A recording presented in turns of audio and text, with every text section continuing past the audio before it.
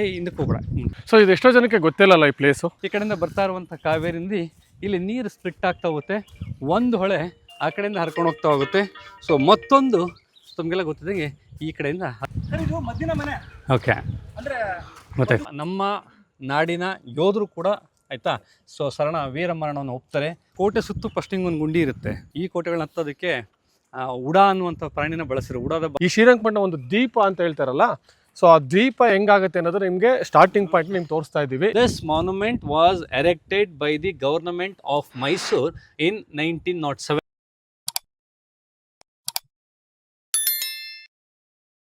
ಇವತ್ತು ನಾವು ನಂಜನಗೂಡಿಗೆ ಮೈಸೂರಿಗೆ ಹೋಗ್ತಾ ಇದ್ದೋ. ಸೊ ನಾನು ಮಂಜು ಸಾರು ಮತ್ತು ನಮ್ಮ ಕೃಷ್ಣ, ಶ್ರೀಕಾಂತ್, ಒಂದು ಉಜ್ವಲ ಅಕಾಡೆಮಿ ತಂಡನೇ ಅಂತ ಹೇಳ್ಬೋದು. ಪ್ಲಸ್ ಎಲ್ಲರೂ ಫ್ರೆಂಡ್ಸೇ, ನಮ್ಮ ಬ್ರದರ್ಸು, ಇವರು ನಮ್ಮ ಫ್ರೆಂಡ್ಸು. ಸೊ ಇವತ್ತೇನಪ್ಪ ಅಂದರೆ ಎಲ್ಲ ಶ್ರೀರಂಗಪಟ್ಟಣಕ್ಕೆ ಬರ್ತೀರಾ, ಆದರೆ ಬಂದು ಏನು ಮಾಡ್ತೀರಾ, ಆದಿರಂಗ ದೇವಸ್ಥಾನ ನೋಡ್ಕೊಂಡು ಹೋಗ್ತೀರಾ. ಆದರೆ ಈ ಪ್ಲೇಸ್ನ ನೀವು ನೋಡೋದಿಲ್ಲ. ಯಾಕೆ ಅಂದರೆ ಈ ನಮ್ಮದು ಕಾವೇರಿ ನೀರು ಏನಿದೆ ಅದು ಡಿವೈಡ್ ಆಗುತ್ತೆ. ಈ ಶ್ರೀರಂಗಪಟ್ಟಣ ಒಂದು ದ್ವೀಪ ಅಂತ ಹೇಳ್ತಾರಲ್ಲ, ಸೊ ಆ ದ್ವೀಪ ಹೆಂಗಾಗುತ್ತೆ ಅನ್ನೋದು ನಿಮಗೆ ಸ್ಟಾರ್ಟಿಂಗ್ ಪಾಯಿಂಟ್ ನಿಮ್ಗೆ ತೋರಿಸ್ತಾ ಇದ್ದೀವಿ, ಯಾವ ಥರ ನದಿ ಡಿವೈಡ್ ಆಗುತ್ತೆ ಅಂತ. ಸೊ ಯಾರು ಬಂದರೆ ದೇವಸ್ಥಾನ ಬಿಟ್ಟು ಸ್ವಲ್ಪ ಮುಂದೆ ಬಂದು ಬ್ರಿಡ್ಜ್ ಕೆಳಗಡೆ ಬಂದರೆ ಈ ಪ್ಲೇಸ್ ಸಿಗುತ್ತೆ, ನಾವು ಹೋಗ್ತಾ ಇರೋ ಪ್ಲೇಸು. ಸೊ ಈ ಪ್ಲೇಸ್ನ ಅದ್ಭುತವಾಗಿ ನೋಡ್ಬೋದು. ಸೊ ಈ ಸತಿ ಮಳೆ ಕಮ್ಮಿ ಇರೋದ್ರಿಂದ ನೀರು ಕಮ್ಮಿ ಇರ್ಬೋದು, ಹೋಗ್ತಾ ಇದ್ದೀವಿ. ಹೇಗೆ ಡಿವೈಡ್ ಆಗುತ್ತೆ, ಇಲ್ಲೇನು ವಿಶೇಷತೆ, ನನಗಿಂತಲೂ ಎಷ್ಟೋ 1,500-2,000 ಜನಕ್ಕೆ ಕೆಲಸ ಕೊಡಿಸಿರೋ ನಮ್ಮ ಮಂಜುನಾಥ್ ಸರ್ ಇದ್ದಾರೆ, ಎಷ್ಟೋ ಸ್ಟೂಡೆಂಟ್ಗೆ. ಅವ್ರಿಗೆ ಇದ್ರ ಬಗ್ಗೆ ತುಂಬ ಹಿಸ್ಟ್ರಿ ಚೆನ್ನಾಗಿ ಗೊತ್ತು, ಅವರೇ ಹೇಳ್ತಾರೆ. ಸರ್ ನಮಸ್ಕಾರ. ಇದು ಶ್ರೀರಂಗಪಟ್ಟಣ ಅಂತೇಳಿ. ಐತಿಹಾಸಿಕವಾಗಿ ಶ್ರೀರಂಗಪಟ್ಟಣ ಒಂದು ಕಾಲದಲ್ಲಿ ವಿಜಯನಗರ ಸಾಮ್ರಾಜ್ಯದ ಒಂದು ಪ್ರಾಂತ್ಯಕ್ಕೆ ಆಡಳಿತಕ್ಕೊಳಪಟ್ಟಿತ್ತು. ವಿಜಯನಗರ ಸಾಮ್ರಾಜ್ಯ ಅವನತಿಯಾದ ನಂತರ ಇದು ಪ್ರತ್ಯೇಕ ಮೈಸೂರು ಸಾಮ್ರಾಜ್ಯ ಸ್ಥಾಪನೆ ಆಗುತ್ತೆ. ಒಂದಷ್ಟು ಜನ ಮೈಸೂರು ಅರಸರು, ಅದರಲ್ಲೂ ವಿಶೇಷವಾಗಿ ಟಿಪ್ಪು ಸುಲ್ತಾನ್ ಮತ್ತು ಹೈದರ್ ಅಲಿ ಆಡಳಿತದ ಸಂದರ್ಭದಲ್ಲಿ ಶ್ರೀರಂಗಪಟ್ಟಣವನ್ನು ರಾಜಧಾನಿಯನ್ನಾಗಿ ಕೂಡ ಮಾಡ್ಕೊಂಡಿರ್ತಾರೆ. ಅದು ನಿಮಗೆ ಇತಿಹಾಸ ಓದ್ತಾ ಹೋದ್ರೆ ಗೊತ್ತಾಗುತ್ತೆ. ಆದರೆ ಇಲ್ಲಿ ಶ್ರೀರಂಗಪಟ್ಟಣದ ವಿಶೇಷತೆ ಏನಪ್ಪ ಅಂತಂದರೆ, ನಮ್ಮ ಕೃಷ್ಣ ಆಮೇಲೆ ಹೇಳ್ತಾನೆ ಕಾವೇರಿ ನದಿ ಎಲ್ಲಿ ಹುಟ್ಟುತ್ತೆ ಅನ್ನುವಂಥದ್ದು. ಸೊ ನಾನು ಸುಮ್ಮನೆ ಒಂದು ಪಾಯಿಂಟ್ ಹೇಳ್ತೀನಿ. ಕೊಡಗು ಜಿಲ್ಲೆಯಲ್ಲಿ ಹುಟ್ಟಿದಂಥ ಒಂದು ಕಾವೇರಿ ನದಿ ಬ್ರಹ್ಮಗಿರಿ ಹಿಲ್ಸ್, ಕೊಡಗು ಜಿಲ್ಲೆ ಬ್ರಹ್ಮಗಿರಿ ಹಿಲ್ಸ್ನ ತಲಕಾವೇರಿಯಲ್ಲಿ ಹುಟ್ಟುತ್ತೆ. ಅಲ್ಲಿಂದ ಹರ್ಕೊಂಡು ಬರ್ತಾ ರೈಟ್, ಅದರ ಜೊತೆಗೆ 10 ಉಪನದಿಗಳನ್ನು, ಹಳ್ಳ ಕೊಳ್ಳಗಳನ್ನು, ತೊರೆಗಳನ್ನು ತನ್ನ ಜೊತೆಗೆ ಸೇರಿಸ್ಕೊಂಡು ಬರ್ತಾ ದೊಡ್ಡದಾಗಿ ಬರ್ತಾ ಹೋಗುತ್ತೆ. ಅದಾದ ನಂತರ ಇಲ್ಲಿ ತಮಗೆಲ್ಲ ಗೊತ್ತಿರ್ಬೋದು, ಇಲ್ಲಿಂದ ಒಂದು 20 ಕಿಲೋಮೀಟರ್ ದೂರದಲ್ಲಿ ಇದಕ್ಕೆ ಕೃಷ್ಣರಾಜ ಸಾಗರ ಅಣೆಕಟ್ಟನ್ನು ಕಟ್ಟಲಾಗಿದೆ, ಅಥವಾ ಕನ್ನಂಬಾಡಿ ಕಟ್ಟೆ ಅಂತೇಳಿ ಕರಿತೀವಿ. ಸೊ ಅಲ್ಲಿಂದ ಬಂದಂಥ ಕಾವೇರಿ ಅಲ್ಲಿಂದ ಮುಂದೆ ಕರ್ಕೊಂಡು ಬರುತ್ತೆ. ಈ ಹರ್ಕೊಂಡು ಬಂದಂಥ ಕಾವೇರಿ ನದಿ 3 ಕಡೆ ಏನಾಗುತ್ತೆ ಅಂತಂದರೆ ನದಿ ವಿಭಜನೆಯಾಗಿ ಮುಂದೋಗಿ ಮತ್ತೆ ಸೇರಿಕೊಳ್ಳುತ್ತೆ. ಈ ರೀತಿ ಇದಕ್ಕೆ ನಾವು ನದಿಯಿಂದ ಆವೃತವಾದ ದ್ವೀಪ ಪ್ರದೇಶ ಅಂತೇಳಿ ಕರಿತಾ ಹೋಗ್ತೀವಿ. ಕಾವೇರಿ ನದಿಯು ಒಟ್ಟು ತಾನು ಹರಿಯುವಂಥ ಒಟ್ಟು ದೂರದಲ್ಲಿ ಅಂದರೆ ಕರ್ನಾಟಕದಿಂದ ತಮಿಳ್ನಾಡು ಹೋಗಿ ತಮಿಳ್ನಾಡಿಂದ ಏನು ಬಂಗಾಳ ಕೊಲ್ಲಿ ಸೇರುತ್ತೆ. ಆ ಸೇರುವ ಅಷ್ಟೊತ್ತಿಗೆ 3 ಕಡೆ ಒಂದು ನದಿ ಆವೃತ ದ್ವೀಪಗಳನ್ನು ಸೊ ಇದು ಉಂಟು ಮಾಡುತ್ತೆ. ಈ 3 ದ್ವೀಪಗಳಲ್ಲಿ ಸೊ ಆ್ಯಕ್ಚುಲಿ 3 ಪ್ರತ್ಯೇಕವಾದಂಥದ್ದು ಮತ್ತು ಬಹಳ ಇಂಪಾರ್ಟೆಂಟ್ ಆಗಿರುವಂಥದ್ದು. ಈ 3 ದ್ವೀಪಗಳನ್ನು ನಾವು ಅಂತ್ಯರಂಗ, ಮಧ್ಯರಂಗ, ಆದಿರಂಗ ಅಂತೇಳಿ ಕರಿತಾ ಹೋಗ್ತೀವಿ. ರೈಟ್. ಸೊ ಇದು ಮೊದಲನೇದಾಗಿರೋದ್ರಿಂದ ಇದನ್ನು ಆದಿರಂಗ ಅಂತೇಳಿ ಕರಿತೀವಿ, ಶ್ರೀರಂಗಪಟ್ಟಣದಲ್ಲಿರುವಂಥದ್ದು. ಮಧ್ಯರಂಗ ಅಂತ ಬಂದಾಗ ನಮಗೆ ಶಿವನ ಸಮುದ್ರದ ಬಳಿ ಸಿಗುತ್ತೆ. ಆಮೇಲೆ 3ನೇದು ಅಂತ್ಯರಂಗ, ಇದು ತಮಿಳ್ನಾಡಿನ ಶ್ರೀರಂಗಂ ಹತ್ರ ಇದೆ, ಅಥವಾ ಅದಕ್ಕೆ ತಿರುಚನಾಪಲ್ಲಿ ಅಂತ ಕೂಡ ಕರಿತೀವಿ. ಆ ತಿರುಚನಾಪಲ್ಲಿ ಹತ್ರ ಅಂತ್ಯರಂಗ ಇದೆ ಅನ್ನುವಂಥದ್ದು. ಇದ್ರ ಜೊತೆಗೆ ನಾವು ನೋಡಿರ್ಬೋದು, ಯಾಕೆ ಇದನ್ನು ಆದಿರಂಗ ಅಂತೇಳಿ ಕರಿತೀವಿ ಅಂತಂದರೆ, ಈ ವೈಷ್ಣವರ ಅತ್ಯಂತ ಪವಿತ್ರ ಸ್ಥಳಗಳಲ್ಲಿ, ಅದರಲ್ಲಿ ವಿಶೇಷವಾಗಿ 108 ಪವಿತ್ರ ಸ್ಥಳಗಳಲ್ಲಿ ಈ ಶ್ರೀರಂಗಪಟ್ಟಣ ಕೂಡ ಒಂದಾಗಿದೆ. ವೈಷ್ಣವರಿಗೆ ಅತ್ಯಂತ ಶ್ರೇಷ್ಠವಾದಂಥ ಒಟ್ಟು 108 ಸ್ಥಳಗಳಲ್ಲಿ ಈ ಶ್ರೀರಂಗಪಟ್ಟಣ ಕೂಡ ಒಂದಾಗಿದೆ. ಅದರಲ್ಲಿ ಕಾವೇರಿ ನದಿಯ ಉದ್ದಕ್ಕೂ ಕಾವೇರಿ ನದಿಯ ದಂಡೆಯ ಮೇಲೆ ಒಟ್ಟು 5 ರಂಗನಾಥ ಸ್ವಾಮಿ ದೇವಸ್ಥಾನಗಳಿವೆ. ಅಂದರೆ ವಿಷ್ಣುವಿನಿಗೆ ಅರ್ಪಿಸಿರುವಂತಹ ದೇವಸ್ಥಾನಗಳಿವೆ. ಇವನ್ನ ಪಂಚರಂಗ ಕ್ಷೇತ್ರಾಸ್ ಅಂತೇಳಿ ಕರಿತಾ ಹೋಗ್ತಾರೆ. ಯಾರು ವೈಷ್ಣವ ಧರ್ಮವನ್ನು ಪಾಲಿಸ್ತಾರೆ, ಯಾರು ವಿಷ್ಣುವನ್ನು ಆರಾಧಿಸ್ತಾರೆ, ಅವ್ರಿಗೆ ಈ ಕಾವೇರಿ ನದಿ ದಂಡೆಯ ಮೇಲೆ ಒಟ್ಟು 5 ರಂಗನಾಥನ ಸ್ವಾಮಿ ದೇವಸ್ಥಾನಗಳು, ಅದಕ್ಕೆ ಪಂಚರಂಗ ಕ್ಷೇತ್ರಗಳು ಅಂತೇಳಿ ಕರಿತಾ ಹೋಗ್ತಾರೆ. ಸೊ ಪಂಚರಂಗ ಕ್ಷೇತ್ರಗಳಲ್ಲಿ ಈ 3 ಯಾವುದು ಆದಿರಂಗ, ಮಧ್ಯರಂಗ, ಅಂತ್ಯರಂಗದ ಜೊತೆಗೆ ಇನ್ನೆರಡು ದೇವಸ್ಥಾನಗಳು ತಮಿಳ್ನಾಡಿನಲ್ಲಿ ಸೊ 2 ದೇವಸ್ಥಾನಗಳು ಕಂಡುಬರ್ತವೆ. ಸೊ ಒಟ್ಟು 5 ರಂಗಗಳಿಗೆ ಹಾಗಾಗಿ ಪಂಚರಂಗ ಅಂತ ಹೇಳ್ತೀವಿ. ಈ ಪಂಚರಂಗ ದೇವಸ್ಥಾನ ಏನಿದ್ದಾವೆ, ಈ ಪಂಚರಂಗ ದೇವಸ್ಥಾನಗಳಲ್ಲಿ ಸೊ ಶ್ರೀರಂಗಪಟ್ಟಣದ ಆದಿರಂಗನಾಥ ದೇವಸ್ಥಾನ ಇದು ಮೊದಲನೇದಾಗಿದೆ. ತಾವೆಲ್ಲ ನೋಡ್ತಾ ಇರ್ಬೋದು. ಇಲ್ಲಿ ಕಾವೇರಿ ನದಿ ಎರಡು ಕಡೆಗೆ ಒಂದು ಸೆಕೆಂಡ್ ಸ್ಪ್ಲಿಟ್ ಆಗಿ ಹರಿತಾ ಹೋಗುತ್ತೆ. ಈಗ ತೋರಿಸಿ ಸರ್, ಹೇಳಿ. ಆಯಿತಾ, ನಾವು ನೋಡ್ತಾ ಇರ್ಬೋದು ಈ ಕಡೆಯಿಂದ ಬರ್ತಾ ಇರುವಂಥ ಕಾವೇರಿ ನದಿ ಇಲ್ಲಿ ನೀರು ಸ್ಪ್ಲಿಟ್ ಆಗ್ತಾ ಹೋಗುತ್ತೆ. ಒಂದು ಹೊಳೆ ಆ ಕಡೆಯಿಂದ ಹರ್ಕೊಂಡು ಹೋಗ್ತಾ ಹೋಗುತ್ತೆ. ಸೊ ಮತ್ತೊಂದು ತಮಗೆಲ್ಲ ಗೊತ್ತಿದ್ದಂಗೆ ಈ ಕಡೆಯಿಂದ ಹರಿದು ಹೋಗ್ತಾ ಹೋಗುತ್ತೆ. ಇವೆರಡೂ ಕೂಡ ಇಲ್ಲಿನ ಸುಮಾರು ಒಂದು 5 ಕಿಲೋಮೀಟ್ರ್, 5 ಅಲ್ಲ ಒಟ್ಟು 7 ಕಿಲೋಮೀಟ್ರ್ ಆದಮೇಲೆ ಮತ್ತೆ ಇವೆರಡು ಹೊಂದಾಗ್ತವೆ. ಇದ್ರ ಜೊತೆಗೆ ಮುಂದೆ ಲೋಕಪಾವನಿ ನದಿ ಸಹ ಬಂದು ಈ ಕಾವೇರಿ ನದಿಯನ್ನು ಸೇರಿಕೊಳ್ಳುತ್ತೆ, ಇಲ್ಲಿಂದ ಮುಂದಕ್ಕೆ ಹೋಗುತ್ತೆ ಅನ್ನುವಂಥದ್ದನ್ನ ತಾವು ನೆನಪಲ್ಲಿಟ್ಕೋಬೇಕಾಗತ್ತೆ. ಇದಿಷ್ಟು ಈ ಆದಿರಂಗ ಮತ್ತು ಶ್ರೀರಂಗಪಟ್ಟಣಕ್ಕೆ ಸಂಬಂಧಪಟ್ಟಂಥ ವಿಚಾರ. ಆದರೆ ಈಗ ಕಾವೇರಿ ನದಿ ಎಲ್ಲಿ ಹುಟ್ಟುತ್ತೆ, ಎಷ್ಟು ದೂರ ಹರ್ಕೊಂಡು ಹೋಗುತ್ತೆ ಅನ್ನುವಂಥದ್ದನ್ನ ನಮ್ಮ ಕೃಷ್ಣ ನಿಮ್ಮ ಜೊತೆ ಎಕ್ಸ್ಪ್ಲೇನ್ ಮಾಡ್ತಾ ಹೋಗ್ತಾರೆ. ಹಾಯ್ ಕೃಷ್ಣ. ಹಾಯ್ ದಿಲೀಪ್ ಅವರೇ. ಹಾಂ, ಹೇಗೆ ನದಿ ಎಲ್ಲಿ ಹುಟ್ಟುತ್ತೆ, ಇದು ಏನು ಸಮಾಚಾರ? ಕಾವೇರಿ ನದಿ ಉಗಮ ಆಗೋದು ಕೊಡಗು ಜಿಲ್ಲೆಯ ತಲಕಾವೇರಿಯ ಬ್ರಹ್ಮಗಿರಿ ಬೆಟ್ಟದಲ್ಲಿ ತಲಕಾವೇರಿ ಎಂಬ ಪ್ಲೇಸಲ್ಲಿ ಉಗಮ ಆಗಿಬಿಟ್ಟು 806 ಕಿಲೋಮೀಟ್ರಷ್ಟು ಉದ್ದ ಹರಿಯುತ್ತೆ ಕರ್ನಾಟಕ ತಮಿಳುನಾಡಿನಲ್ಲಿ. ಕರ್ನಾಟಕದಲ್ಲಿ 320 ಕಿಲೋಮೀಟ್ರು. ಆ ಕಾವೇರಿ ನದಿ ಹರಿಯುವಂಥ ಒಂದು ಸ್ಥಳದಲ್ಲಿ ಈ ರೀತಿಯಾಗಿ ಆದಿರಂಗ, ಮಧ್ಯರಂಗ, ಅಂತರಂಗ, ಶಿವನ ಸಮುದ್ರ, ಶ್ರೀರಂಗಪಟ್ಟಣ ಹಾಗೆಯೇ ಶ್ರೀರಂಗಂನಲ್ಲಿ 3 ಕಡೆ ಈ 3 ನದಿ ದ್ವೀಪಗಳು ನಿರ್ಮಾಣವಾಗುತ್ತೆ. ಈ 3 ನದಿ ದ್ವೀಪದ ಒಂದು ವಿಶೇಷತೆ ಏನಂದರೆ ಆದಿರಂಗ, ಮಧ್ಯರಂಗ, ಅಂತರಂಗ, ಆ 3 ನದಿ ದ್ವೀಪದಲ್ಲಿ ಶ್ರೀರಂಗನಾಥ ಸ್ವಾಮಿ ಟೆಂಪಲ್ಲು 3 ಕಡೆನೂ ಕಂಡುಬರುತ್ತೆ. ಇಲ್ಲಿನೂ ಶ್ರೀರಂಗಪಟ್ಟಣದಲ್ಲೂ ಅಷ್ಟೇ, ಶಿವನ ಸಮುದ್ರದಲ್ಲೂ ಅಷ್ಟೇ, ಆ ಶ್ರೀರಂಗಮ್ಮಲ್ಲಿ 3 ಕಡೆನೂ ಒಂದು ವಿಶೇಷತೆ ಏನೆಂದರೆ ಶ್ರೀರಂಗನಾಥ ಟೆಂಪಲ್ಲು ಅಲ್ಲಿ ಕಂಡುಬರುತ್ತೆ. ಕಾವೇರಿ ನದಿ ಈ 2 ಹೊಳೆಗಳಾಗಿ ಸ್ಪ್ಲಿಟ್ ಆಗಿ ಮುಂದೆ ಸೇರುತ್ತೆ. ನೋಡಿ, ಕಾವೇರಿ ನದಿ ಬಗ್ಗೆ ನಿಮ್ಗೆ ಗೊತ್ತಾಯಿತು. ಸೊ ಈ ಜಾಗ ತುಂಬ ವಂಡರ್ಫುಲ್ ಆಗಿದೆ. ಸೊ ಇಲ್ಲೇನೋ ಒಂದು ಕಂಬ ಇದೆ, ನೋಡೋಣ ಬನ್ನಿ. ಸೊ ಏನು ಅಂತ ನಮ್ಗೆ ಗೊತ್ತಿಲ್ಲ. ಇಲ್ಲಿ 2 ನದಿ ಸ್ಪ್ಲಿಟ್ ಆಗ್ತದೆ ನೋಡಿ. ಇಲ್ಲಿ ಎಷ್ಟು ದೊಡ್ಡದಿದೆ ನೋಡಿ, ತುಂಬ ದೊಡ್ಡದಿದೆ ನದಿ. ಕಾಣಿಸ್ತಾ ಇರ್ಬೇಕು ನಿಮಗೆ, ತುಂಬ ದೊಡ್ಡ. ಇಲ್ಲೇ ಆದಿರಂಗ ನದಿ ಇದೆ. ಈ 2 ನದಿಗಳು ಸ್ಪ್ಲಿಟ್ ಆದಮೇಲೆ ಸೊ ಮುಂದೆ ಶ್ರೀರಂಗಪಟ್ಟಣ, ಆ ಕಡೆ ಒಂದು ನದಿ, ಬಲಗಡೆ ಒಂದು ನದಿ, ಎಡಗಡೆ ಒಂದು ನದಿ ಹೋಗುತ್ತೆ. ಇದೇ ಒಂದು ದ್ವೀಪನ ಕ್ರಿಯೇಟ್ ಮಾಡುತ್ತೆ. ಸೊ ಇದು ಹೋಗಿ ಮುಂದೆ ಸೇರುತ್ತೆ 10 ಕಿಲೋಮೀಟ್ರ್ ಮುಂದೆ. ಸೊ ಇಲ್ಲೇನಿದೆ ಬನ್ನಿ ನೋಡೋಣ. ಸರ್, ಏನಿದು ಕಂಬ ಸರ್ ಇದು? ಹಾಯ್ ಸರ್, ಇದೇನಿದು ಕಂಬ, ಏನಿದು? ಅಲ್ಲಿ ನದಿ ಸ್ಪ್ಲಿಟ್ ಆಯ್ತು, ಇಲ್ಲಿ ಏನು ಕಂಬ ಗುರುತಾಗಿತ್ತು ಸರ್? ಆಯ್ತಾ, 1907ರಲ್ಲಿ ಅಂದಿನ ಮೈಸೂರು ಸರ್ಕಾರ ಅಂತ ಏನ್ ಕರಿತೀವಿ, ಆ ಮೈಸೂರು ಸರ್ಕಾರ ಒಂದು ನೆನಪಿಗೋಸ್ಕರ ಕಟ್ಟಿರುವಂತಹ ಒಂದು ಮಾನ್ಯುಮೆಂಟ್ ಇದು, ಸ್ಮಾರಕ ಆಗಿದೆ. ಯಾವ್ದ್ರ ಮಾನ್ಯುಮೆಂಟ್ಗೆ ಅಂತ ನೋಡಿ, ಬ್ರಿಟಿಷರ ಕಳಬಡಿ ಮಕ್ಕಳು, ರೈಟ್. ಸೊ ಈ 4ನೇ ಆಕ್ಚುಲಿ ಮೈಸೂರು ಸಾಮ್ರಾಜ್ಯವನ್ನು ಬ್ರಿಟಿಷ್ನ ತನ್ನ ತೆಕ್ಕೆ ಎತ್ಕೋಬೇಕಾದಂಥ ಸಂದರ್ಭದಲ್ಲಿ ಹೈದರಾಲಿ ಮತ್ತು ಟಿಪ್ಪು ನಡುವೆ 4 ಬಾರಿ ಕದನಗಳು ನಡೀತಾ ಹೋಗ್ತವೆ. ಅದಕ್ಕೆ ತಮಗೆಲ್ಲ ಗೊತ್ತಿದೆ, ಮೈಸೂರು ಆಂಗ್ಲೋ ಮೈಸೂರು ವಾರ್ ಅಥವಾ ಆಂಗ್ಲೋ ಮರ ಆಯ್ತಾ ಮೈಸೂರು ಯುದ್ಧಗಳು ಅಂತೇಳಿ ಕರಿತೀವಿ ನಾವು. ಈ ಆಂಗ್ಲೋ ಮೈಸೂರು ಯುದ್ಧಗಳಲ್ಲಿ 1, 2, 3, 4 ಆಗುತ್ತೆ. ಈ 4ನೇ ಆಂಗ್ಲೋ ಮೈಸೂರು ಯುದ್ಧ 1799ರಲ್ಲಿ ಏಪ್ರಿಲ್ 4ರಿಂದ ಮೇ 4ರವರೆಗೆ ನಡೀತೆ. ಈ ಸುದೀರ್ಘವಾದ ಕದನದಲ್ಲಿ ಏನಾಗುತ್ತೆ ತಮಗೆಲ್ಲ ಗೊತ್ತಿದ್ದಂಗೆ, ಸೊ ಕೊನೆಗೆ ಟಿಪ್ಪು ಸುಲ್ತಾನ್ ತನ್ನ ಪ್ರಾಣವನ್ನು ಕಳಕೋತಾನೆ ಆಯ್ತಾ ಬ್ರಿಟಿಷರ ವಿರುದ್ಧ ಹೋರಾಟ ಮಾಡ್ತಾ 1799ರಲ್ಲಿ. ಆ ಸಂದರ್ಭದಲ್ಲಿ ಸುಮಾರು 1 ತಿಂಗಳ ಕಾಲ ನಡೆದಂತಹ ಹೋರಾಟದಲ್ಲಿ ಸಾಕಷ್ಟು ನಮ್ಮ ನಾಡಿನ ಯೋಧರು ಕೂಡ ಆಯಿತಾ ಶರಣ ವೀರಮರಣವನ್ನು ಒಪ್ತಾರೆ. ಹೋರಾಟದಲ್ಲಿ ಕೆಲವರು ಕೈ ಕಾಲನ್ನು ಕಳ್ಕೋತಾರೆ, ಕೆಲವರು ಪ್ರಾಣವನ್ನು ಬಿಡ್ತಾರೆ ಆಯಿತಾ. ಇದ್ರ ಜೊತೆಗೆ ಯುದ್ಧ ಅಂತಂದಾಗ ಭಾಳಷ್ಟು ಜನ ಗೆಲ್ಲೋರೊಬ್ರು ಇರ್ಬೋದು, ಸೋಲರೊಬ್ರು ಇರ್ತಾರೆ.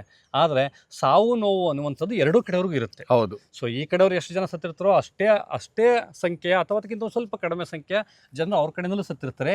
ಈ ಬ್ರಿಟಿಷ್ನರು ಆ 4ನೇ ಆಂಗ್ಲೋ ಮೈಸೂರು ಯುದ್ಧದಲ್ಲಿ ಟಿಪ್ಪುವಿನಿಂದ ಹೋರಾಟ ಮಾಡ್ತಾರೆ. ಟಿಪ್ಪು ಸೈನ್ಯದ ವಿರುದ್ಧ ಹೋರಾಟ ಮಾಡ್ತಾ ಸೊ ಗಾಯಗೊಂಡು ಪ್ರಾಣ ಬಿಟ್ಟವರ ಒಂದು ನೆನಪಿಗೋಸ್ಕರ, ಸ್ಮರಣಾರ್ಥಕ್ಕೋಸ್ಕರ ಈ ಆಯ್ತಾ ಸ್ತಂಭವನ್ನ ಈ ಆಯ್ತಾ ಸ್ಮಾರಕದಲ್ಲಿ ಮಾಡಿರುವಂಥದ್ದು ಇಲ್ಲೇ ಇದೆ ನೋಡಿ. ಇದು this monument was erected by the government of Mysore in 1907 in order to commemorate the siege of Seringapattnam by the British forces under Lieutenant General G. Harris and its final capture by assault on the 4th May 1799, and also the names of those gallant officers who fell during the operations. ಇಲ್ಲಿ ಅವರ ಹೆಸರು ಕೂಡ ಹಾಕಿದ್ದಾರೆ, ತಾವು ನೋಡ್ತಾ ಹೋಗ್ಬೋದು. ಇಲ್ಲಿ ಹೆಸರು ಕೂಡ ಹಾಕಿದ್ದಾರೆ. ಇವರೆಲ್ಲ ಇಲ್ಲಿ ನೋಡಿ, the following European officers were killed or died of wounds before Srirangapatnam April 5th to May 4th 1799 ಅಂತ ಹೇಳಿ, right. So lieutenant colonel G ಆಯ್ತಾ Montaine and then captain Jordan, right. Lieutenant Cooksley, captain Torriano, lieutenant VM Macardy and major J. Allen, lieutenant G. Nixon. ಈ ರೀತಿ ಸಾಕಷ್ಟು ಜನರ ಹೆಸರನ್ನ ಹಾಕಿದ್ದಾರೆ. ಇದ್ರ ಜೊತೆಗೆ ನಿಮ್ಗೆ ಆ ಕಡೆ ಬಂದಾಗ ಸಂಖ್ಯೆಗಳನ್ನು ಹಾಕಿದ್ದಾರೆ. ನೀವು ಇಲ್ಲಿ ನೋಡ್ಬೋದು. ಇಲ್ಲಿ the forces engaged before Seringapatam 4th April to 4th May 1799. The British troop ಹಾಕಿದ್ದಾರೆ ಇಲ್ಲಿ. ಬೆಂಗಾಲ್ ಆರ್ಟಿಲರಿ ಟ್ರೂಪ್ ಅಂತ ಕೇಳ್ತಾರೆ. ಇಲ್ಲಿ 6 ಜನ ಸಾಯ್ತಾರೆ, ರೈಟ್, 22 ಜನ ಗಾಯಗೊಳ್ತಾರೆ. ಸೊ ಮದ್ರಾಸ್ ಟ್ರೂಪ್ ಅಂತ ಬರುತ್ತೆ, ಅಥವಾ ಆರ್ಟಿಲರಿ ಟ್ರೂಪ್, ಅದರಲ್ಲಿ 23 ಜನ ಸಾಯ್ತಾರೆ, 53 ಜನ ಗಾಯಗೊಳ್ತಾರೆ, 4 ಕಾಣೆಯಾಗಿದ್ದಂತ ಅವತ್ತಿನ ಲೆಕ್ಕಕ್ಕೆ. ಮಿಸ್ಸಿಂಗ್. ಬಾಂಬೆ ಆರ್ಟಿಲರಿ ಗ್ರೂಪ್ಸ್ ಅಂತ ಕರಿತೀವಿ. ಇದರಲ್ಲಿ ಸತ್ತವ್ರ ಸಂಖ್ಯೆ ಇಲ್ಲಿ 9 ಇದೆ, ಗಾಯಗೊಂಡವ್ರು 10 ಜನ ಇದ್ದಾರೆ, ಯಾರು ಮಿಸ್ ಆಗಿಲ್ಲ, ರೈಟ್. ಇದೇ ತರ ಹೋಗ್ತಾ ಹೋದಾಗ ನಿಮಗೆ ಮದ್ರಾಸ್ ಇಂಜಿನಿಯರ್ಸ್ ಇದೆ, ಬಾಂಬೆ ಇಂಜಿನಿಯರ್ಸ್ ಇದೆ, HMC 12th ಅಂತ ಒಂದಿದೆ, ರೈಟ್. ಸೊ ಆಮೇಲೆ 33rd ಬೆಟಾಲಿಯನ್ ಅಂತ ಇದೆ, ಸೊ ದ ವೆಸ್ಟ್ ರೈಡಿಂಗ್ ಅಂತೇಳಿ, ಸೊ ರೆಜಿಮೆಂಟ್. ಸೊ ಈ ಥರ ಇಲ್ಲಿ ಒಂದಷ್ಟು ಜನ ಕೊಟ್ಟಿದ್ದಾರೆ ಇನ್ಫಾರ್ಮೇಷನ್. ಇದು forces engage before Seringapatam, right, 4th April to 4th May ಅನ್ನುವಂಥದ್ದು. ಸೊ ಓನ್ಲಿ ಬ್ರಿಟಿಷರ್ ಮಾತ್ರ ಹಾಕಿದ್ದಾರೆ, ನಮ್ಮ ಹಿಂದೆ ಯಾರು ಹಾಕಿಲ್ಲ. ಅವ್ರದ್ದು ಹಾಕಿದ್ದಾರೆ forces engaged before Seringapatam, native troops ಅಂತೇಳಿ. ಸೊ ಮದ್ರಾಸ್ ಪೈನಿಯರ್ಸ್ ಅಂತೇಳಿ, second queen's own sappers and miners ಅಂತ, ಅಲ್ಲಿ 9 ಜನ ಸಾಧಿದ್ದಾರೆ, 37 ಜನ ಗಾಯಗೊಂಡಿದ್ದಾರೆ. ಸೊ ಹಾಗೆ 1st battalion, 1st regiment, Madras native infantry. So ಇಲ್ಲಿ 4 ಜನ ಸತ್ತಿದ್ದಾರೆ, 14 ಜನ ಮಿಸ್ಸಿಂಗ್ ಆಗಿದ್ದಾರೆ. ಅದೇ ರೀತಿ 1st battalion, 2nd battalion, 3rd battalion ಅಂತೇಳಿ ಬೆಟಾಲಿಯನ್ ವೈಸ್ ಹಾಕಿದ್ರೆ ಇದಿಷ್ಟು ಕೂಡ ಮದ್ರಾಸ್ಗೆ ಸಂಬಂಧಪಟ್ಟಂದ್ರೆ ಅವರು ಮದ್ರಾಸ್ನಿಂದ ಯುದ್ಧ ಮಾಡ್ತಿದ್ದ, ಮದ್ರಾಸ್ ಆಲ್ರೆಡಿ ಅವರು ಕಾನ್ಕೋರ್ಡ್ ಮಾಡ್ಕೊಂಡಿದ್ರು ಅವರಿಂದ. ಸೊ ಹಾಗಾಗಿ ನೇಟಿವ್ ಫೋರ್ಸ್ ಅಂತೇಳಿ ಹಾಕಿದ್ರೆ ಇಷ್ಟು ಜನ ಈ 4ನೇ ಆಂಗ್ಲೋ ಮೈಸೂರು ಯುದ್ಧದಲ್ಲಿ ಮರಣಹೊಪ್ಪಿದ್ರು. ಇವರಿಗೆ ಸಂಬಂಧಪಟ್ಟಂಥ ಮಾಹಿತಿಗೆ ಸಂಬಂಧಪಟ್ಟ ಅದು ಸ್ಮಾರಕವಾಗಿ ಇದನ್ನು ಕಟ್ಟಿದ್ದಾರೆ. ಆದರೆ ಇದು ನಮ್ಮವ್ರು ಯಾರೂ ಅಲ್ಲದೆ ಇರೋ ಕಾರಣಕ್ಕೋಸ್ಕರ ಬ್ರಿಟಿಷ್ ಸೈನ್ಯ ಆಗಿದ್ದರಿಂದ ಈ ಜನ ಹೆಚ್ಚಾಗಿದ್ದನ್ನು ನೋಡೋಕ್ಕೆ ಬರೋದಿಲ್ಲ, ರೈಟ್. ಸೊ ನಿಮ್ಗೆ ಅದೆಲ್ಲ ನೋಡಬೇಕಿತ್ತು. ಒಂದು ಕಾಲದಲ್ಲಿ ಇದೆಲ್ಲ ಭಾಳ ರಿಸ್ಟ್ರಿಕ್ಟೆಡ್ ಏರಿಯಾ, ಇದೆಲ್ಲ ರಾಜ ಆಡಳಿತ ಮಾಡ್ತಾ ಇದ್ದಂಥ ಏರಿಯಾ. ಇದು ಕೋಟೆ ಕೊತ್ತಲುಗಳಿದ್ವು, ನೀವು ನೋಡ್ಬೋದು, ರೈಟ್. ಸೊ ಈ ಕೋಟೆ ಇರ್ಬೋದು, ಆ ದೇವಸ್ಥಾನ ಇರ್ಬೋದು, ದೇವಸ್ಥಾನ ಕೂಡ ಅಷ್ಟೇ, ಅದು ನಮಗೆ ಗಂಗಾ ರಾಜಮನೆತನದಲ್ಲಿ ಫಸ್ಟ್ ಅದು 9ನೇ ಶತಮಾನದಲ್ಲಿ ಈ ದೇವಸ್ಥಾನ ನಿರ್ಮಾಣ ಆಗುತ್ತೆ ಅನ್ನುವಂಥ ಇತಿಹಾಸ ಹೇಳುತ್ತೆ. ಸೊ ಅದಾದ ನಂತರ 11ನೇ ಶತಮಾನದಲ್ಲಿ ಹೊಯ್ಸಳರು ಅದನ್ನು ಇಂಪ್ರೂವ್ ಮಾಡ್ತಾರೆ ಅಂತ ಹೇಳ್ತಾ ಹೋಗ್ತಾರೆ. ಅದಾದ ನಂತರ ನಿಮಗೆ 15ನೇ ಶತಮಾನಕ್ಕೆ ಬರೋಷ್ಟೊತ್ತಿಗೆ ಸೊ ಯಾರು ನಮ್ಮ ವಿಜಯನಗರ ಸಾಮ್ರಾಜ್ಯದವರು ಕೂಡ ಇದನ್ನ ಡೆವಲಪ್ ಮಾಡೋದಕ್ಕೆ ಕಾರಣಕರ್ತರಾಗಿದ್ದಾರೆ ಅನ್ನುವಂಥದ್ದು. ಸೊ ನಂತರ ಟಿಪ್ಪು ಕಾಲದಲ್ಲಿ ಮತ್ತು ಹೈದರಾಲಿ ಕಾಲದಲ್ಲಿ ಕೋಟೆಗಳನ್ನ ಕಟ್ತಾ ಹೋಗುತ್ತೆ. ಇದು ಒಬ್ಬರ ಕಾಲದಲ್ಲಿ ಏಕಕಾಲದಲ್ಲಿ ನಿರ್ಮಾಣ ಆಗಿರುವಂಥ ಒಂದು ಸ್ಮಾರಕ ದೇವಸ್ಥಾನ ಅಲ್ಲ ಇದು, right. It start from Ganga ಮನೆತನದಲ್ಲಿ ಶುರುವಾಗುತ್ತೆ. ನಂತರ ಹೊಯ್ಸಳದವರು ಇದನ್ನು ಮುಂದುವರಿಸ್ತಾರೆ. ಅದಾದ ನಂತರ ವಿಜಯನಗರ ಸಾಮ್ರಾಜ್ಯ ನಂತರ ಮೈಸೂರು ಸಾಮ್ರಾಜ್ಯ ಶುರುವಾದ್ಮೇಲೆ ಮೈಸೂರು ಸಾಮ್ರಾಜ್ಯದ ಅರಸರು, ಅದರಲ್ಲಿ ಟಿಪ್ಪು ಸುಲ್ತಾನ್ ಎಲ್ಲ ಸೇರ್ಕೊಂಡು ಇದನ್ನು ಕಟ್ಕೊಂಡು ಬಂದಿರುವಂಥದ್ದು. ಈ ಟಿಪ್ಪು ಸುಲ್ತಾನ್ ಒಬ್ಬ ಮುಸ್ಲಿಂ ಅರಸನಾದರೂ ಕೂಡ ಅವನಿಗೆ ಈ ಶ್ರೀರಂಗನಾಥ ಸ್ವಾಮಿ ದೇವಸ್ಥಾನ ಇತ್ತು, ಶ್ರೀರಂಗಪಟ್ಟಣ, ಇದು ಅವನಿಗೆ ಆರಾಧ್ಯ ದೈವ ಆಗಿತ್ತು. ಸೊ ಇದು ಇತಿಹಾಸ ಹೇಳ್ತಾ ಇರುವಂಥದ್ದು. ಸೊ ಉಳಿದಂತೆ ಮಿಕ್ಕಿದ ಮಾಹಿತಿನ ತಾವು ಬೇರೆ ಬೇರೆ ಓದಿ ಹೆಚ್ಚು ತಿಳ್ಕೊಂಡು ಒಳ್ಳೆಯದು ಅನ್ನೋಂಥದ್ದು ನನ್ನ ಅಭಿಪ್ರಾಯ. ಆ್ಯಕ್ಚುಲಿ ಇದು ಸೈನಿಕರು ಪಹರೆ ಕಾಯೋದಕ್ಕೆ ಬಳಸಿದಂಥ ಜಾಗ. ಸೊ ತಮಗೆ ಇಲ್ಲಿಂದ ನೋಡಿ, ಇಲ್ಲಿ ನೋಡ್ರೆ ನಿಮ್ಗೆ ಗೊತ್ತಾಗುತ್ತಿಲ್ಲ, ಓಲಿರುತ್ತೆ. ಸೊ ಇಲ್ಲಿಂದ ನಿಂತ್ಕೊಂಡು ಗಮನ ಇಟ್ಕೊಳ್ಳುವಂಥದ್ದು. ಆಮೇಲೆ ನಂತರ ದಿನಗಳಲ್ಲಿ ಪಿರಂಗಿ ಹೊಡಿಬೇಕಾದಾಗ ಅವ್ರ ಸೇಫ್ಟಿಯಾಗಿ ಇಲ್ಲಿ ಬಗ್ಕೊಂಡು ಪಿರಂಗಿ ಹೊಡಿಯೋದಕ್ಕೆ ಇದು ಸುತ್ತು ಇನ್ನು ಯಾವುದೇ ಕೋಟೆ ನೋಡ್ರೆ ಎಲ್ಲ ಕೋಟೆ ಮೇಲೆ ಈ ಥರ ಸ್ಟ್ರಕ್ಚರ್ ಇರುತ್ತೆ. ಈ ಸ್ಟ್ರಕ್ಚರ್ ಇರುವಂಥದ್ದೇ ಸೈನಿಕರಿಗೋಸ್ಕರ, ಅಂದರೆ ಅವತ್ತು ಇದು ಕಾಯೋದಕ್ಕೆ. ಆಮೇಲೆ ಎರಡನೇದೇನಾಗುತ್ತೆ ನೋಡಿ, ನೀವು ಬಹುತೇಕನೇ ಯಾವ ಕೋಟೆನಾದರೂ ನೋಡಿ, ಕೋಟೆ ಸುತ್ತು ಫಸ್ಟ್ ಹಿಂಗೆ ಒಂದು ಗುಂಡಿ ಇರುತ್ತೆ. ಇದು ಆಗಿನ ಕಾಲದಲ್ಲಿ ನೋಡಿ, ಅದು ಗೋಡೆ ಬೇರೆ, ಇದು ಗೋಡೆ ಬೇರೆ. ಇಲ್ಲಿ ಫುಲ್ ನೀರು ಬಿಡ್ತಿದ್ರು, ಅಂದರೆ ಒಂದಷ್ಟು ಜನ ತಡೆಯೋದಕ್ಕೆ ಸಾಹಸ ಪಟ್ಟು ನೀರಲ್ಲಿ ಈಜ್ಕೊಂಡು ಇಲ್ಲಿಗೆ ಬಂದು ಆಮೇಲೆ ಇದಕ್ಕೆ ಹಗ್ಗ ಹಾಕಿ ಅವೆಲ್ಲ ತಮಗೆಲ್ಲ ಗೊತ್ತಿರ್ಬೇಕಂತ ನೀವು ಸಿನಿಮಾದಲ್ಲಿ ನೋಡುತ್ತಲ್ವಾ. ಈ ಕೋಟೆಗಳನ್ನ ಹತ್ತೋದಕ್ಕೆ ಉಡಾ ಅನ್ನುವಂಥ ಪ್ರಾಣಿನ ಬಳಸಿದ್ರು. ಉಡಾದ ಬಾಲಕ್ಕೆ ಹಗ್ಗ ಕಟ್ಟಿ ಅದನ್ನ ಎತ್ತಿ ಮೇಲಕ್ಕೆ ಹಾಕೋದು, ಅದು ಬಿಗ್ಗೆ ಕಚ್ಕೊಳ್ಳೋದು, ಆಮೇಲೆ ಒಬ್ಬೊಬ್ಬರೇ ಹತ್ತು ಬರ್ತಿದ್ರು. ಸೊ ಇಲ್ಲಿ ಉಡಾ ಇರಾಕ್ತಿರ ಸರಿ ಗೋಡೆಗೆ, ಓಕೆ, ಆ ಕಡೆಯಿಂದ ಹಾಕ್ರೆ ಅದರ ಗೋಡೆಗೆ ಅಲ್ಲೆಲ್ಲಾದ್ರೂ ಕಚ್ಕೊಳ್ಳೋದು. ಸೊ ಫಸ್ಟು ನೀರಿತ್ತು, ಆ ನೀರನ್ನು ದಾಡ್ಕೊಂಡು ಬಂದು, ಸೊ ಭಾಳ ಕಷ್ಟ ಆಯ್ತು. ಅಷ್ಟು ಈಸಿಯಾಗಿ ಇಲ್ಲಿಗೆ ಈ ಹಿಂದೆಗಡೆಯಿಂದ ಯುದ್ಧ ಮಾಡೋದು ತುಂಬ ಕಷ್ಟ ಆಗ್ತಿತ್ತು ಅನ್ನುವಂಥದ್ದು. ಈಗ ನಿಮ್ಗೆ ಅಲ್ಲಿ ನೋಡ್ತಾ ಇದ್ರಲ್ಲ, ಅದು ಬ್ರಿಟಿಷರ ಕಾಲದಲ್ಲಿ ಕಟ್ಟಿರುವಂಥ ರಸ್ತೆ ಸೇತುವೆ, ಅದರ ಪಕ್ಕದಲ್ಲಿರುವಂಥದ್ದು ರೈಲ್ವೆ ಸೇತುವೆ. ಸೊ ನದಿ ಒಳಗಡೆ ಎರಡೂ ಇದೆ. ಹೌದು, ಕೆಳಗಡೆ ಹರಿಯುವಂಥ ಕಾವೇರಿ ನದಿ, ಅದ್ರ ಮೇಲೆ ಇರುವಂಥದ್ದು 2 ಸೇತುವೆಗಳು. ಒಂದು ಬ್ರಿಟಿಷರ ಕಾಲದಲ್ಲಿ ಕಟ್ಟಿರುವಂತಹ ಸೇತುವೆ. ಅದು ನೋಡಕ್ಕೆ ಫಾರಿನ್ ಹೋಗೋದು ಬೇಡ, ಇಲ್ಲೇ ಇದೆ ಕೂಡ ಸೇತುವೆ ಜೀವಂತವಾಗಿದೆ. ಬಹುಶಃ ನಮ್ಮಲ್ಲಿ ಇತ್ತೀಚೆಗೆ ಸ್ವತಂತ್ರ ಬಂದಾದ್ಮೇಲೆ ಅಥವಾ ಏನು ಬೇಡ 2010 ಕಟ್ಟಿರೋ ಸೇತುವೆಗಳು ಬಿದ್ದೋಗಿದ್ದಾವೆ, 20 ಕಟ್ಟಿರೋ ಸೇತುವೆ ಕೂಡ ಬಿದ್ದಿದೆ, 20 ನಿರ್ಮಾಣ ಮಾಡಿದ್ರು ರಸ್ತೆ ಕೂಡ ಬಿದ್ದಿದೆ. ಆದರೆ 100 ವರ್ಷ ಆದರೂ ಕೂಡ ಸೇತುವೆ ಬಿದ್ದಿಲ್ಲ ಅಂದರೆ ಅವತ್ತಿನ ಕ್ವಾಲಿಟಿ ಅಥವಾ ಗುಣಮಟ್ಟ ಎಷ್ಟು ಚೆನ್ನಾಗಿತ್ತು ಅನ್ನೋದಕ್ಕೆ ಉದಾಹರಣೆ ಆಗುತ್ತೆ. ನೋಡಿ, ಇದನ್ನೇ ನೋಡಿದ್ರು ಕೂಡ ಇದು 500 ವರ್ಷಗಳ ಹಿಂದೆ ಕಟ್ಟಿರುವಂಥ ಇದು ಕಟ್ಟಡ, ಯಾವುದೇ ಮೇಂಟೆನೆನ್ಸ್ ಇಲ್ಲ. ಆದರೂ ಕೂಡ ಇವತ್ತೊಂದು ಚೂರು ಅಲ್ಲಾಡ್ತಾ ಇಲ್ಲ. ಹಿಂದಕ್ಕೂ ಕೂಡ ಅದೇ ನಮ್ಮಲ್ಲಿ ಏನಾಗಿದೆ ಅಂತಂದರೆ, ಅವತ್ತು ಕಟ್ಟಿರ್ತಾರೆ ಅಥವಾ ಒಂದು ವಾರ ಕಟ್ಟಿರ್ತಾರೆ, ಆಲ್ರೆಡಿ ಕುಸಿದಿರುತ್ತೆ ಬಿಲ್ಡಿಂಗು. ಯಾಕೆ ಅಂದರೆ ಈಗಿನ ಕಾಲದ ಕ್ವಾಲಿಟಿ ಮತ್ತು ಕರಪ್ಷನ್ಸ್. ಸೊ ಕ್ವಾಲಿಟಿ ಮತ್ತು ಕರಪ್ಷನ್ಸ್ ಹೋದರೆ ಒಳ್ಳೆ ಕಟ್ಟಡವನ್ನು ಕಟ್ಬೋದು ಅನ್ನೋದು ನಮ್ಮ ಒಪಿನಿಯನ್. ಸೊ ಇಲ್ಲಿ ಕಮ್ಮಿ ಪರ್ಸೆಂಟೇಜ್ಗೋಸ್ಕರ ಕ್ವಾಲಿಟಿ ಕಡಿಮೆ ಆಗುತ್ತೆ. ಹಾಗಾಗಿ 10 ವರ್ಷ ಹಿಂದೆ ಕಟ್ಟಿರುವಂಥ ಸ್ಕೂಲ್ ಬಿಲ್ಡಿಂಗು ಬಿದ್ದೋಗುತ್ತೆ, 15 ವರ್ಷ ಹಿಂದೆ ಕಟ್ಟಿರುವಂಥ ಪಂಚಾಯತಿ ಬಿಲ್ಡಿಂಗ್ ಸೋರ್ತಿದ್ದಾವೆ, 10 ವರ್ಷ ಹಿಂದೆ ಕಟ್ಟಿರುವಂಥ ತಾಲೂಕು ಪ್ರಜಾಸೌಧಗಳು ಅಥವಾ ತಾಲೂಕು ಸೌಧಗಳೇನಿವೆ ಅವು ಕೂಡ ಸೋರ್ತಾ ಇದ್ದಾವೆ. ಏನಕ್ಕೆ ಅಂತಂದ್ರೆ ಕ್ವಾಲಿಟಿ ಇಲ್ಲ ಅನ್ನುವಂಥದ್ದು ಮತ್ತು ಕಮಿಷನ್ ಆಸೆಗೋಸ್ಕರ ಅಷ್ಟುಬಿಟ್ರೆ ಮತ್ತಿನ್ನೇನಿಲ್ಲ. ಸೊ ಮತ್ತಷ್ಟು ವೀಡಿಯೋಗಳಿಗಾಗಿ ನಮ್ಮನ್ನ ನಿರಂತರವಾಗಿ ಫಾಲೋ ಮಾಡ್ತಾ ಇರಿ. ಮುಂದಿನ ದಿನಗಳಲ್ಲಿ ಮತ್ತಷ್ಟು ವೀಡಿಯೋಗಳನ್ನು ಬಿಡ್ತಾ ಹೋಗ್ತೀವಿ. ಖಂಡಿತ ಹೆಂಗೆ ಇನ್ಫಾರ್ಮೇಷನ್ ಕೊಡ್ತಾ ನಿಮಗೆ ಎಲ್ಲ ವೀಡಿಯೋಗಳನ್ನ ಅಪ್ಲೋಡ್ ಮಾಡ್ತಾ ಇರ್ತೀವಿ, ನಮ್ಮ ನೋಡ್ತಾ ಇದ್ದೀವಿ. ಸೊ ಅಲ್ಲೊಂದು ಪ್ಲೇಸ್ಗೆ ಹೋಗ್ತಾ ಇದ್ದೀವಿ, ಏನಂತ ಗೊತ್ತಿಲ್ಲ, ನೋಡ್ಬಿಟ್ಟು ನಿಮಗೆ ಹೇಳ್ತೀವಿ. ಎಲ್ಲದ್ರ ಬಗ್ಗೆ ಇನ್ಫಾರ್ಮೇಷನ್ ಹಾಕಿದ್ದಾರೆ ನೋಡಲ್ಲಿ, ಹಾಕಿದ್ದಾರೆ.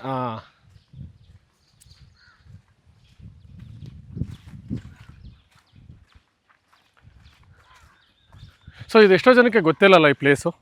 ಗೊತ್ತಿಲ್ಲ ಇದೆ, ಯಾಕಂದರೆ ಮೇಂಟೈನ್ ಮಾಡಿಲ್ಲ. ಮೇಂಟೆನೆನ್ಸ್ ಮಾಡಿದ್ರೆ ಗೊತ್ತಾಗ್ತದೆ, ಬರ್ತಿದ್ರು ನೋಡ್ತಿದ್ರು. ಡಿವೈಡ್ ಆಗೋದೇ ನದಿ ಬಗ್ಗೆ ಮೇಂಟೆನೆನ್ಸ್ ಇಲ್ಲ.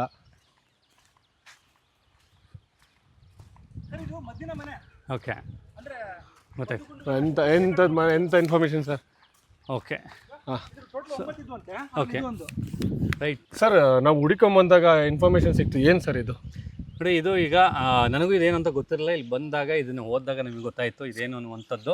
ಸೊ ಮದ್ದುಗುಂಡುಗಳನ್ನು ಸ್ವೀಕರಿಸಿರ್ತಿದ್ದಂಥ ಒಂದು ಮನೆ ಆಗಿದೆ. ನೋಡಿ, ಶ್ರೀರಂಗಪಟ್ಟಣ ದರಿಯಾ ದೌಲತ್ ಅರಮನೆಯಲ್ಲಿ ಪ್ರದರ್ಶನಕ್ಕೆ ಇಟ್ಟಿರುವ ಶ್ರೀರಂಗಪಟ್ಟಣ ಕೋಟೆಯ ಪ್ರಕೃತಿಯಲ್ಲಿ ಆಯಿತಾ ಮದ್ದಿನ ಮನೆಗಳು ಕಂಡುಬರ್ತವೆ. ಪ್ರಸ್ತುತ ಕರ್ನಾಟಕ ಸರ್ಕಾರ ಪುರಾತತ್ವ ವಸ್ತು ಸಂಗ್ರಹಾಲಯ ಮತ್ತು ಪರಂಪರೆ ಇಲಾಖೆಯು ಶ್ರೀರಂಗಪಟ್ಟಣದ 9 ಮದ್ದಿನ ಮನೆಗಳನ್ನು ಸಂರಕ್ಷಿತ ಸ್ಮಾರಕಗಳೆಂದು ಘೋಷಿಸಿವೆ. ಇವು ಕೋಟೆಯ ಒಳಾವರಣದ ಆಯಟ್ಟಿನ ಬತೇರಿಗಳ ಸಮೀಪದಲ್ಲಿವೆ. ಶ್ರೀರಂಗಪಟ್ಟಣ ಕೋಟೆಯಲ್ಲಿ ಫಿರಂಗಿಗಳನ್ನು ಬಳಸುವ ಪದ್ಧತಿ 1ನೇ ರಣಧೀರ ಕಂಠೀರವ ನರಸರಾಜ ಒಡೆಯರ ಕಾಲದಿಂದ ಪ್ರಾರಂಭವಾಯಿತು. 1ನೇ ರಣಧೀರ ಕಂಠೀರವ ನರಸರಾಜನ ಕಾಲದಲ್ಲಿ ಪ್ರಾರಂಭವಾಯಿತು. ರೈಟ್. ಇದು ಸಾಶ ಸಾಮಾನ್ಯ ಶಕ ವರ್ಷ 1799 ಶ್ರೀರಂಗಪಟ್ಟಣದ ಪತನದವರೆಗೂ ಮುಂದುವರಿತು. ಅಂದರೆ 1799 ಅಂತಂದಾಗ ಟಿಪ್ಪುವಿನ ಸಾವಿನ ನಂತರ ಅಲ್ಲಿವರೆಗೂ ಇದು ಮುಂದುವರೆದಿತ್ತು ಅನ್ನುವಂಥದ್ದು. ಈ ಮದ್ದಿನ ಮನೆಗಳ ನಿರ್ಮಾಣದ ಖಚಿತ ಕಾಲ ಇನ್ನೂ ತಿಳಿದು ಬಂದಿಲ್ಲ. ಅಂದರೆ ಪುರಾತತ್ವ ಇಲಾಖೆಯು ಕೂಡ ಯಾವಾಗ ಮಾಡಿದ್ದಾರೆ ಅನ್ನೋದು ತಿಳಿದು ಬಂದಿಲ್ಲ. ಆದರೆ ಇದನ್ನು 18ನೇ ಶತಮಾನದಲ್ಲಿ ನಿರ್ಮಿಸಲಾಯಿತು ಎಂದು ಭಾವಿಸಲಾಗಿದೆ. ಈ ಮದ್ದಿನ ಮನೆಗಳು ಶಸ್ತ್ರಾಗಾರಗಳಾಗಿ ಮತ್ತು ಸಿಡಿಮದ್ದಿನ ಉಗ್ರಾಣವಾಗಿ ಕಾರ್ಯನಿರ್ವಹಿಸಿವೆ. ಸಾಮಾನ್ಯವಾಗಿ ಈ ಮದ್ದಿನ ಮನೆಗಳು ರೈಟ್ 13.33 ಮೀಟರ್ ಉದ್ದ ಮತ್ತು 10.12 ಮೀಟರ್ ಅಗಲವಾಗಿದ್ದು 4 ಅಡಿಗೂ ದಪ್ಪನದ ಗೋಡೆಗಳನ್ನು ಹೊಂದಿದ್ದು ರೋಮನ್ ಎ ಅಕ್ಷದ ಮಾದರಿಯಲ್ಲಿ ಬಾಗಿದ ಮೇಲ್ಛಾವಣಿಗಳನ್ನು ಹೊಂದಿವೆ. ಇಡೀ ಕಟ್ಟಡವನ್ನು ಇಟ್ಟಿಗೆ ಮತ್ತು ಗಾರೆಯ ಸಹಾಯದಿಂದ ನಿರ್ಮಿಸಲಾಗಿದೆ. ಈ ಕಟ್ಟಡದ ಬಹುತೇಕ ಭಾಗ ಭೂಮಿಯ ಒಳಭಾಗದಲ್ಲಿದ್ದು ಛಾವಣಿಯ ಭಾಗ ಮಾತ್ರ ಭೂಮಿಯ ಮೇಲೆ ಕಂಡುಬರುತ್ತದೆ. ಪ್ರಾಯಶಃ ಸುಡುಮದ್ದನ್ನು ತಂಪಾದ ವಾತಾವರಣದಲ್ಲಿ ಸಂರಕ್ಷಿಸೋದಕ್ಕೆ ಇದು ಆಗಿತ್ತು ಅಂತಿದೆ. ಬಟ್ ನಮ್ಗೆ ಇಲ್ಲಿ ಒಳಗಡೆ ನೋಡೋಕ್ಕಾಗಲ್ಲ. ಸದ್ಯಕ್ಕೆ ಗೇಟ್ ಹತ್ರ ಹೋಗಿ ಎಷ್ಟಾಗ್ಬೋದು ನೋಡೋಣ ಸರ್. ಅಂದರೆ ಇದು ಭೂಮಿ ಒಳಗಡೆ ಇದೆ. ಹೌದು, ಇದು ಅವ್ರು ಆಯ್ತಾ ಅದರ ಪುರಾತತ್ವ ಇಲಾಖೆಯ ಮಾಹಿತಿಯ ಪ್ರಕಾರ ಸೊ ಏನ್ ನಮ್ಗೆ ಆ ಶಸ್ತ್ರಾಗಾರ ಇತ್ತಲ್ವಾ ಅದು ಭೂಮಟ್ಟದಿಂದ ಕೆಳಗಡೆ ಇದೆ. ಯಾಕೆಂದ್ರೆ ತಂಪಾಗಿಡಕ್ಕೋಸ್ಕರ ಅದನ್ನ ಆ ತರ ಮಾಡಿದ್ರು ಅಂತ. ನಾವು ಸಿಡಿಯೋ ಅಂತ ಸಾಧ್ಯತೆಗಳು ಇರ್ತವೆ ಅನ್ನುವಂಥದ್ದು. ಗೇಟ್ ಹಾಕಿದಾರಲ್ಲ ಸರ್? ಎಸ್, ಗೇಟ್ ಹಾಕಿದ್ದಾರೆ. ಗೇಟ್ ಹಾಕಿದ್ರೆ ಅದು ಕೂಡ ಒಳಗಡೆ ಅದೇ ಈಗ ಇದು ಗೇಟ್ ಹಾಕಿದ್ರೆ ನಾವು ನೋಡಕ್ ಆಗೋದಿಲ್ಲ. ನೀವು ಒಳಗಡೆ ಯಾವಾಗಾದ್ರೂ ಒಂದ್ಸಲ ಬಂದಾಗ ನೀವು ನೋಡಿದ್ರೆ ಪರ್ಮಿಷನ್ ತಗೋಬೇಕು ಅನ್ಸುತ್ತಲ್ಲ ಸರ್? ಗೊತ್ತಾಗುತ್ತೆ. ಹೌದೌದು. ನೋಡಿ, ಇದು ಒಟ್ಟು 9 ಪ್ಲೇಸ್ ಅಲ್ಲಿ ಇದೆ ಅಂತಲ್ಲ, ಈ ಇದ್ರಲ್ಲಿ ಒಂದು ಕೋಟೆಯ ಒಳಗಡೆ ಇದು ಒಂದಿದು. ಓಕೆ.